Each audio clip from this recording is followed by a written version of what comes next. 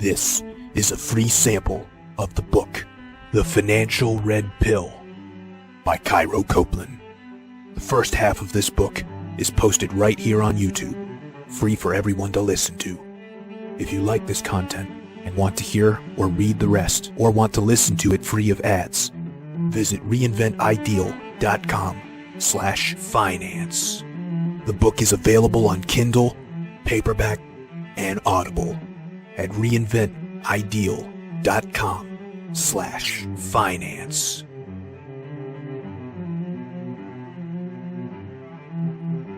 Chapter 8.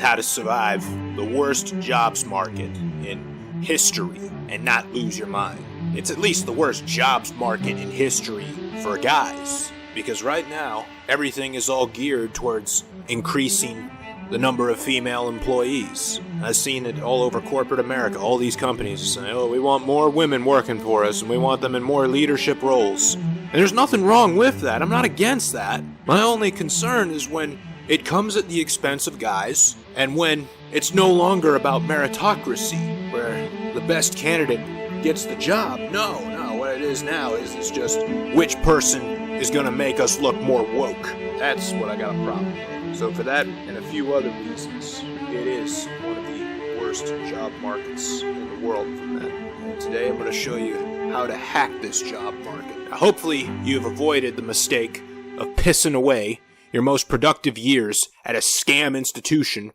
brought to you by the education industry. But whether you've gone or not, the next step is finding a job, because we all need to put food on the table. I can't stand these gurus out there that say, oh, you shouldn't work a job because job stands for just over broke. Motherfucker, what are we supposed to do? I mean, how are we going to invest in real estate if we got no working capital? And so usually those real estate guys are saying, oh, you shouldn't own a job. I tell you what, like most of these guys, they have no idea what it's like to live life as a normal human being that doesn't have access to money lenders, that doesn't have access to capital partners. They have no idea what it's like to be that way. Anyways, I'm getting off topic here. The sad thing is that we're told to pick out a career before we're even old enough to drink. It goes further than that. When you're a kid, almost every adult asks you what you want to be when you grow up. Like we have the frame of reference to even answer that intelligently. And this further reinforces a social imperative that a job is the only way to make money. It's now drilled into you before you're even old enough to know what a job is like. Your choice of career is a vital choice to your life.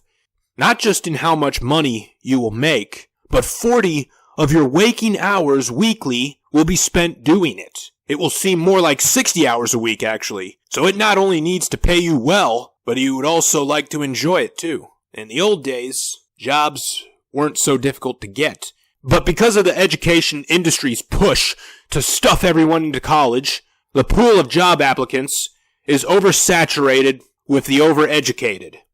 It is an employer's market for labor. And this is why they demand you have a ridiculous amount of education and experience for an entry-level job. They can get away with demanding it. Even in times of low unemployment, the employers are still able to abuse their hiring power. Just because there are lots of jobs available, that doesn't mean they are jobs that people want. The fact is, America never recovered from the Great Recession. I call it the Bush-Obama recession. Bush started it, Obama continued it all throughout his presidency. Now, I'm not trying to get into politics here because, you know what, I didn't like either one of those guys. I didn't like any of their predecessors, and I didn't like any of their successors. So don't say, oh, you're a Democrat, or oh, you're a Republican. Fuck both of them. As far as I'm concerned, they both suck cock. I'm getting off topic again. Sorry. During that time, the Bush-Obama recession, many students graduating in the middle of it with their bachelor's degrees saw that there were no jobs waiting for them, or learned far too late that their degrees were useless. So they stayed in school, took on additional debt, and pursued their master's or a different bachelor's degree, and after the recession ended, they found themselves competing with double the amount of college graduates for the same jobs. But the availability of those jobs didn't double with the amount of applicants, and the necessity, the desperate need for getting any job was doubled because they stayed in school twice as long and now they got twice the amount of student debt. The new president takes over in the middle of the recession. Then, when the new president took over, Mr. MAGA Hat, it was very clear that he was unfriendly to illegal aliens who often did the jobs that Americans didn't want to do. So the illegals stopped coming here, and now the jobs they used to do are vacant. And employers realized that in order to get Americans to do it, they had to pay more than the slave wages they paid to illegals. And of course, they didn't want to do that. So instead, what they ended up doing was distributing the undesirable work to everyone already working. That's why even today, in a credentialed job with a respectable title, you'll find yourself doing bitch work that you don't want to be doing. The work that an intern could be doing. Further, being male doesn't make it any easier for you. Males are often tasked with doing the dangerous jobs that no one else wants. What about the guys that busted their asses off studying in school to avoid this dangerous work? What's available to them? Office bitch work. The employers are still drunk with the power they attained post-2008. This power was wielded through the most useless of all corporate departments, human resources. What kind of skills and specialized knowledge are needed to work in HR? None.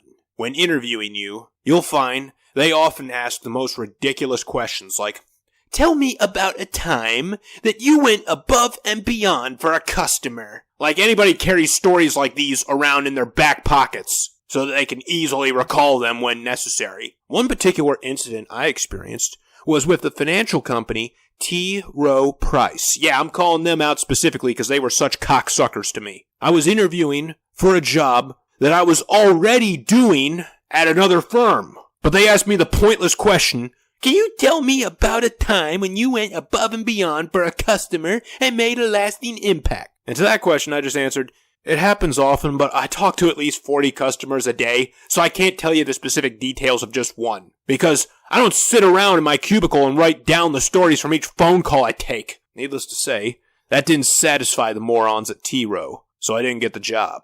This is the kind of stupidity you have to deal with in the job hunt. The best tactic to take is to make up an incredible story where you look like an amazing hero and have that story at the tip of your tongue. I mean, after all, they have no way to verify it. But isn't lying wrong? Yes. But you're not dealing with honest people to begin with. Don't give them the courtesy of your honesty because they won't give it to you. You've seen it in the job descriptions. They make it sound like it's the most meaningful, stimulating work you could find. It's the most awesome job in the world. But when you get the job, you realize it's nothing but bitch work that's nothing like the description. They lied to you, so lie right back to them.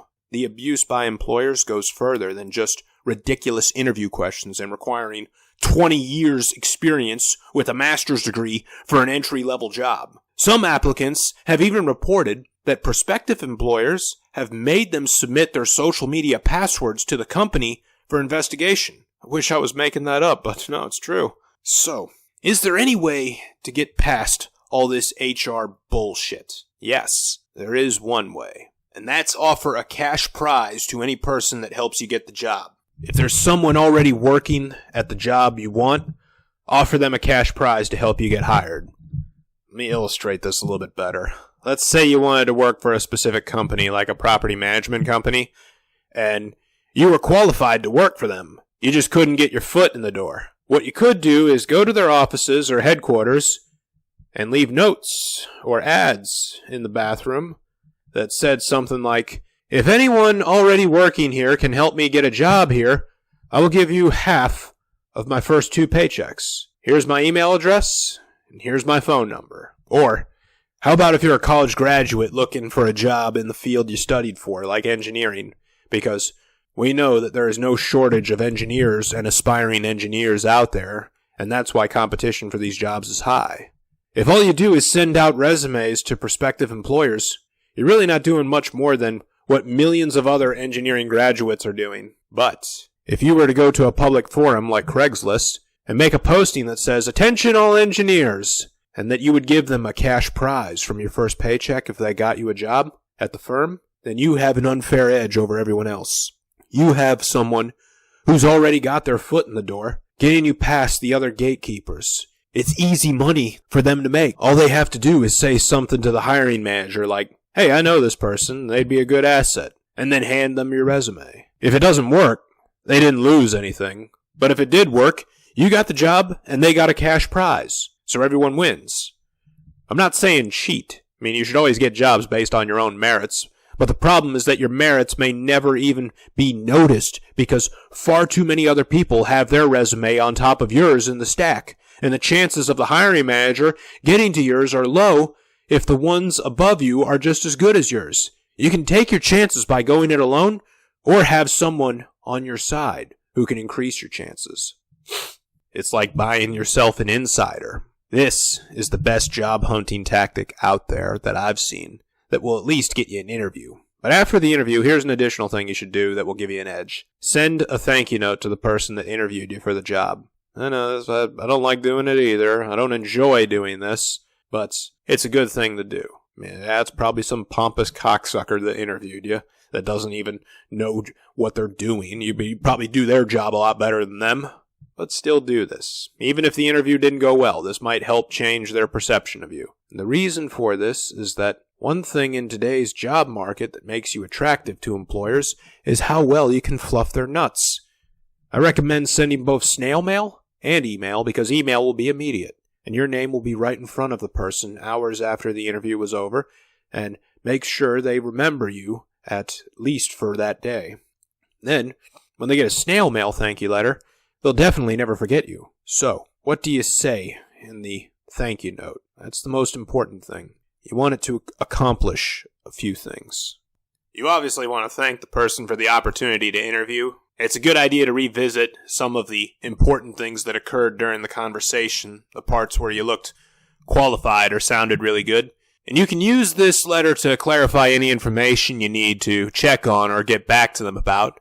And you also want to re-emphasize your skills or qualifications.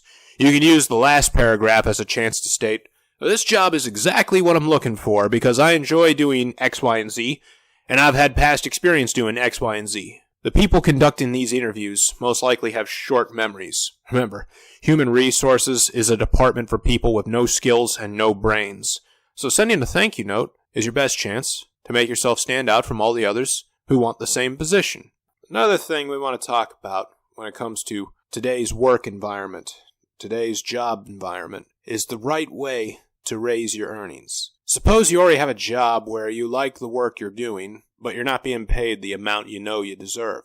How do you handle that? You work your butt off enough already and your employer is probably underpaying you? Well, that's them being drunk with power again. There are two scenarios under which you could attain a raise. One is if you're very good at your job, and another is if you're dramatically underpaid. Let's start with the first scenario. If you're a good employee that performs your duties very well, the worst thing you could do is march into your boss's office and say, I've been very good at my job, so I think a raise is appropriate. When you make demands of someone else, you are evoking what psychologists call reactionary resistance, or reactance. Ever had someone else tell you, you must never do this, and you automatically want to do it? That's reactance. It works the opposite way with demands. When you demand something, the other person automatically wants to deny it. They start thinking up reasons why they should not give you a raise. So you figuratively back them into a corner, putting them under pressure. And people don't like to be put under pressure, especially employers who feel they should be the ones applying pressure onto their employees, not vice versa. There is a more intelligent way to do this. Think about the stakes you're setting. If you're an hourly associate, an extra $2 an hour compounds over the length of time you plan to be at that job into hundreds, even thousands of dollars. Is that not worth spending more time and focus into strategically getting that raise? If you're a salaried employee, we're talking about $5,000 to $10,000 for the year. So a smarter method is well worth the time it takes to formulate. A better way to do this is to say, I don't want to be just another employee. I want to do an extraordinary job for you in the company in the next 3 to 6 months. And if my performance is extraordinary, I'd like to discuss compensation. Now, do you see what you're doing differently here? Instead of demanding something for yourself by bragging about yourself, you're making a negotiation that is mutually beneficial. You're offering to do something that helps the company tremendously, and that's all they really care about in the end, not your salary needs. Also, look at that last sentence again. I mean, who can disagree with that? You're giving your boss a way out, because if you don't perform extraordinarily, they don't have to increase your pay. All of the pressure is now on you to do an amazing job. Your negotiation power is increased when you replace "I'd like to do an extraordinary job" with "I'd like to be able to do X, Y, and Z." List specific things you think you could do that your employer would like to have done.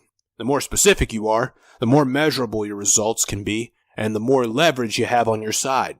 If you say something like, "I'd like to keep costs down by 10%, increase revenues by 15%, and productivity by 12%, you're showing that you're not just another employee.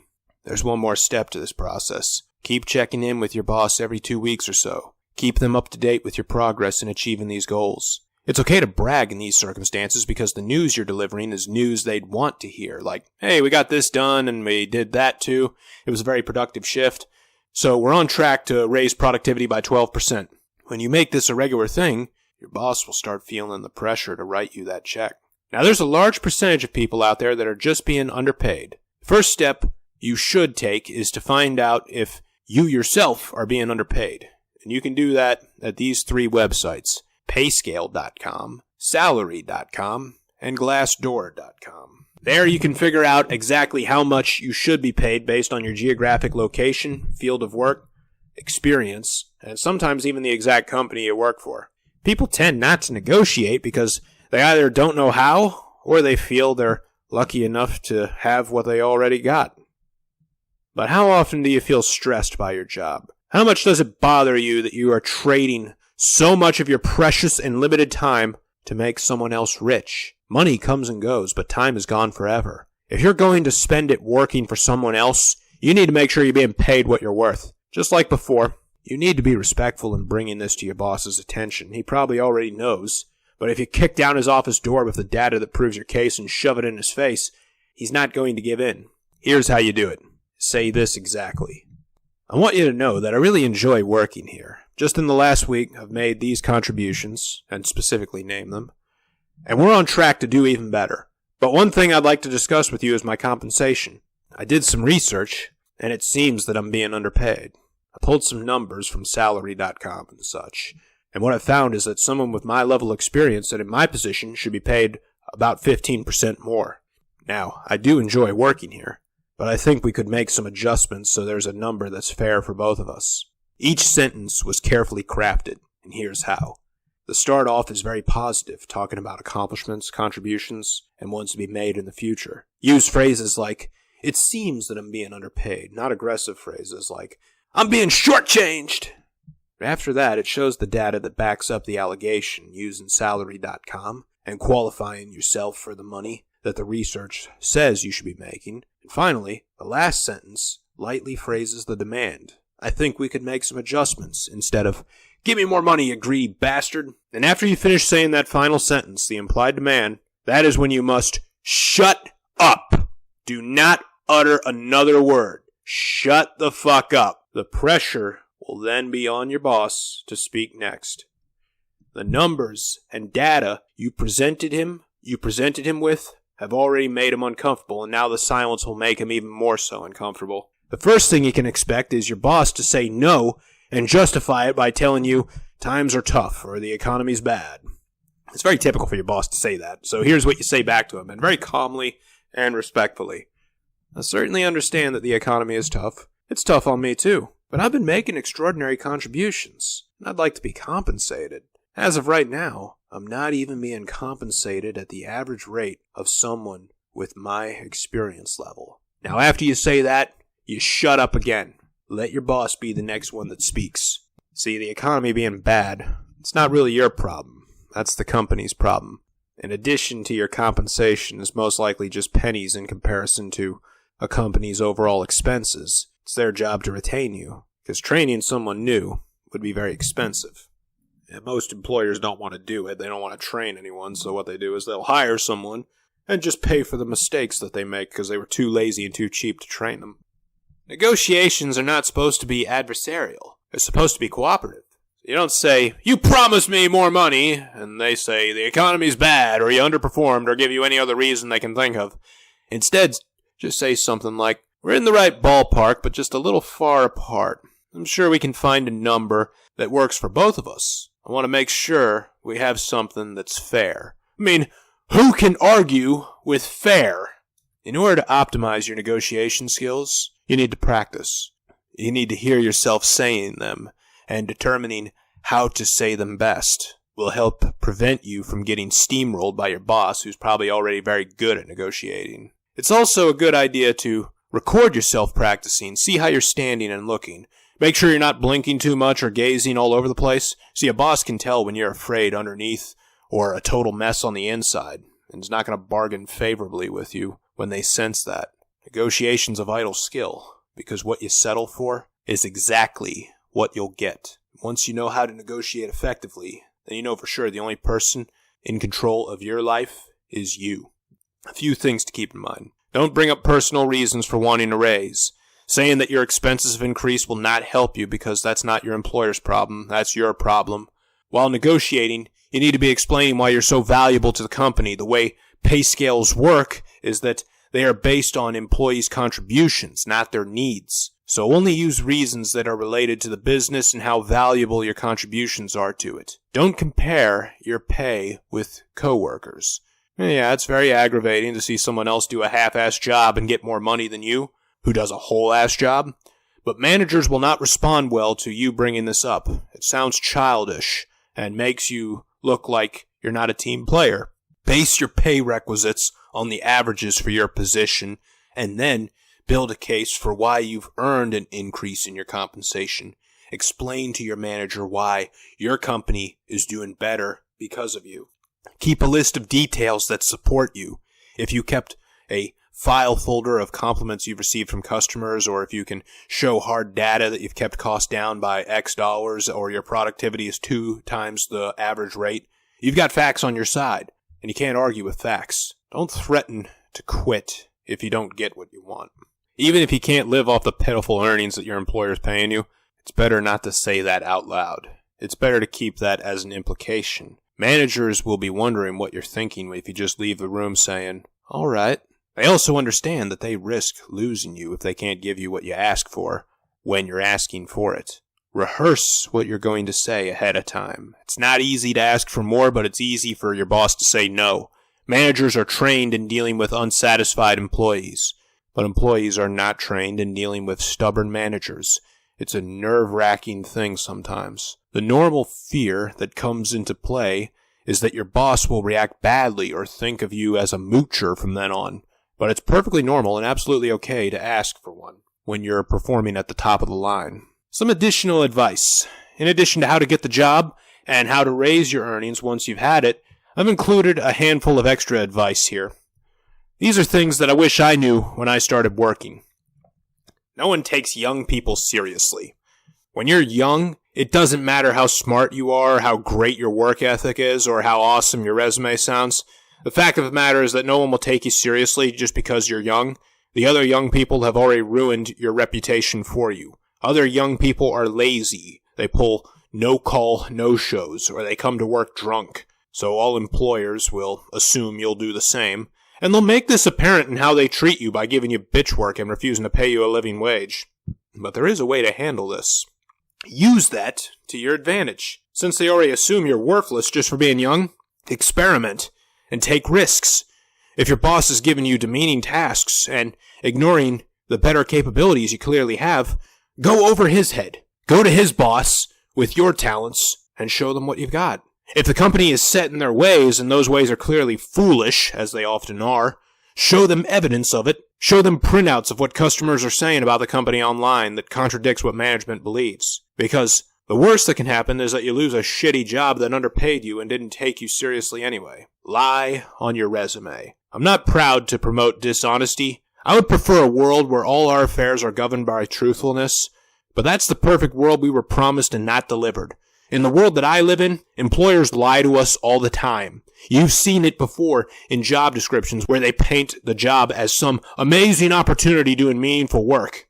But when you get the job, you realize it was all bullshit and you're only doing the tasks that management is too lazy to do. Once I was promoted to a supposedly prestigious position in a financial services firm and was told I'd only be having intelligent conversations with the ultra high net worth clients discussing complex portfolio strategies. Instead, what I spent all day doing was placing orders for clients that were too fucking dumb and too fucking lazy to place the orders themselves online. The prospective employer has no way to verify what you put on your resume. You see, when they call up your previous employers, the only questions they're allowed to ask are, did he work there for those time periods? What is the documented discontinuation reason?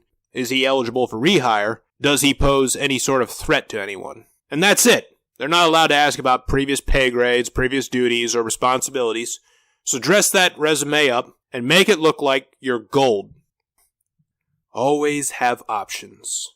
In my first book, Never Ghosted Again, I wrote about the importance of having options when it comes to women. The more options you have with women, the less desperate you act, the more attractive you appear, and the more that women want you. The same is true with employers. The more options you have for employment, the less you are willing to settle for what little they offer you.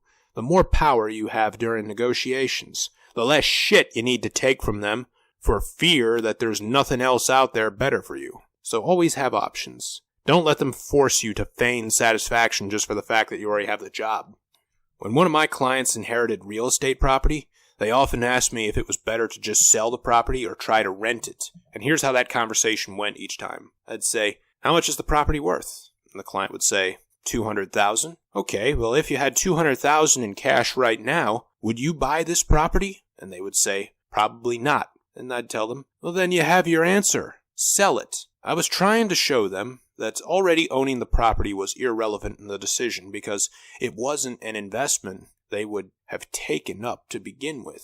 They were only considering making it an investment just for the fact that they already owned it. But they had no idea what difficulties went into being a landlord of the property, such as management, maintenance, and collecting the rent. In the same way, the fact that you already have a job doesn't tie you down to it unquestionably. Always ask yourself each day that if you were offered this job today, would you take it? If yes, great. If not, go look for other options. When you have other options, you can at least more effectively negotiate the terms of your current job to make it one you'd like to keep. Networking is bullshit. Everyone is told to increase their network by going to networking events. You stand around in a room filled with a bunch of professionals, hand them your business cards, and take theirs, hoping that when the need for your services arises, they'll call you. Most of the time, they just lose your business card. I mean, it's just like flyers. You know, have everybody hand you a flyer.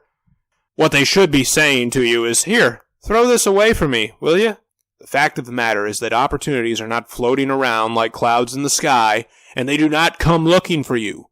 All you're going to find at these networking events is other people hoping to get the same thing out of it that you are. Business. But no one, and I mean absolutely no one, is bringing business to these events. Don't believe me? Well, it's not me saying it. It's the Harvard Business Review. The same can also be said for trade associations. They do nothing for you but cost you money. Once I attained the licenses and designations to become a financial planner, the Financial Planners Association constantly sent me mail saying they had a discounted deal on membership fees for me each time. Now, I could smell bullshit from a mile away when it came to this because they wouldn't be sending me stuff in the mail, which cost money to do, if it didn't cost them something. If there wasn't the possibility of them getting some sort of return on those costs. So I called them up to ask what benefits came along with joining them. And really, all they were offering was a certificate that said I was a member that I could hang on my office wall. You don't need to pay fees to join these associations or spend money on travel to these networking events because Facebook and LinkedIn do all the networking for you. And they do a better job of connecting you with the people interested in your services than either pointless parties and professional associations. Avoid women at work. It's sad that it's come to this, but I must pass this wisdom on to you. With all the Me Too stories out there, it's too easy to be attacked and labeled a predator for even the most innocent of flirtations. A new social imperative has arisen in the workplace, and that imperative is that women must always feel comfortable there, along with the freedom to decide arbitrarily what is and is not comfortable. See, a long time ago, you could have met your wife while working alongside her, but those days are over, and they're gone forever. Now, even asking a woman at work what she does for fun is taken as sexual harassment. Sounds completely ridiculous and like I'm making it up, but I'm not. The sad reality is that even the most timid of advances or inquiries can make someone uncomfortable. And that's all that's necessary to report to HR. Today's women in the workplace have been indoctrinated in college, or earlier, that 95% of all males are secretly predators, and that they need to report anyone they suspect even an inkling of bad intentions from. Being male, we walk around everywhere with the presumption of bad intentions attached to us. It's been fed into the minds of society for the last 30 years, maybe even longer. They don't even need to have gone to college to be infected with this thinking.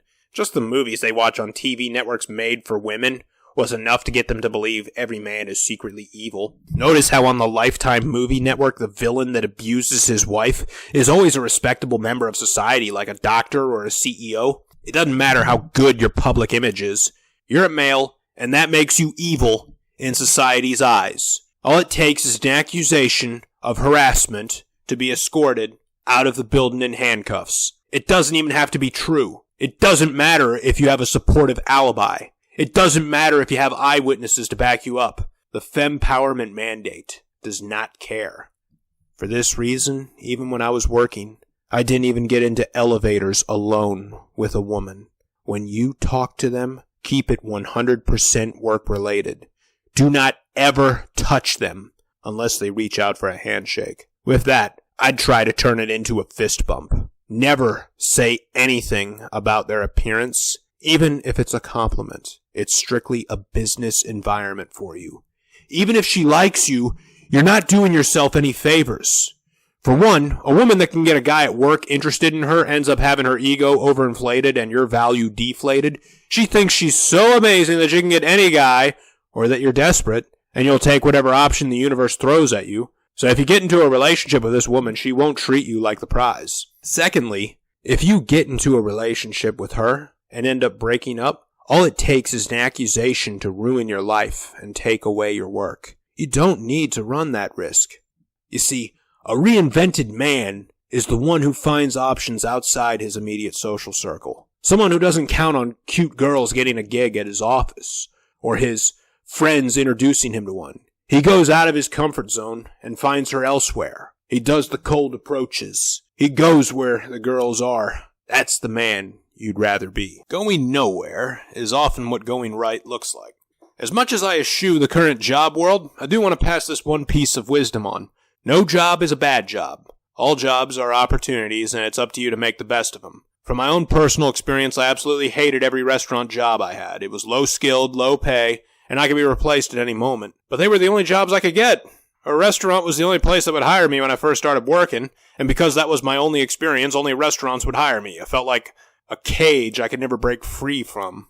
But eventually I worked for the same restaurant long enough, and that showed future prospective employers that I was a loyal employee, showing up for work on time and obviously doing a satisfactory job because they didn't fire me over those years, despite how easy it is to replace a restaurant worker. Prospective employers like to see a stable work history. And if you've held on to a crappy job long enough, that shows off your tolerance, persistence, and ability to do undesirable tasks. When it feels like nothing is going right, when you keep showing up for the same soul-sucking shift and doing the same things over and over again, that's what it looks like when things are going right.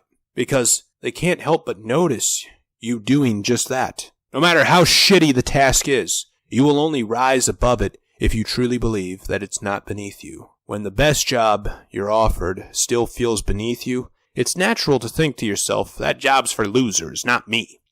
I'm a highly educated craftsman and deserve better.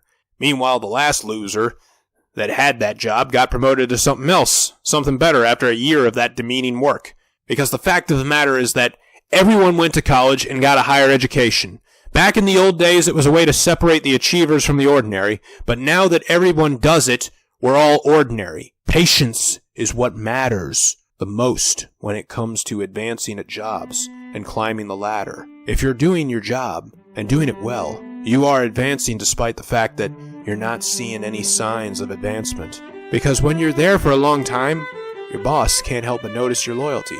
Further, if I'm not happy with my job, then it's my responsibility to find better work somewhere else or find a way to be happy at my current job. It's not my employer's job to make me happy. If I get off the clock after a bad day at work and just slam my car door shut saying, man, fuck this day, only to wake up the next day to do it again, it's all my fault. What I should be doing instead is rush home and search online endlessly looking for another place to work until I find something I can be happy with. Why waste the time complaining when it's so much easier and productive to do that instead? Play the game. In corporate jobs, you'll see firsthand the height of human stupidity, corporate politics. This is when you're clearly the most qualified person for the promotion, but don't get it because you don't hobnob, suck corporate dick, or do personal PR with the higher-ups. Those things require you put on an act and pretend to be something you're not. Someone who thinks the higher-ups are cool people. We are repelled at the thought of doing this behavior. No one likes a fake person, and more than that, no one likes being fake. I couldn't agree more, but I'm going to tell you to play the game. What you know doesn't matter as much as who you know and who you blow. It's sad, but that's just the way the world works. People only promote people they like. It's no different from how people vote for the presidential candidate that they want to have a beer with instead of voting for the guy that can actually do the job best. Corporate politics is a lot like actual politics. Poly means many. Ticks means blood-sucking parasites. It can really take a toll on your soul and sanity. And the way I handled this was I turned it into a game itself. I approached it like it was an acting challenge, a chance for me to actually live my dream of being an actor. See, there were people above me and beneath me that I despised, and none of them had any idea. There was a long list of people I didn't even like, and none of them ever knew they were on that list.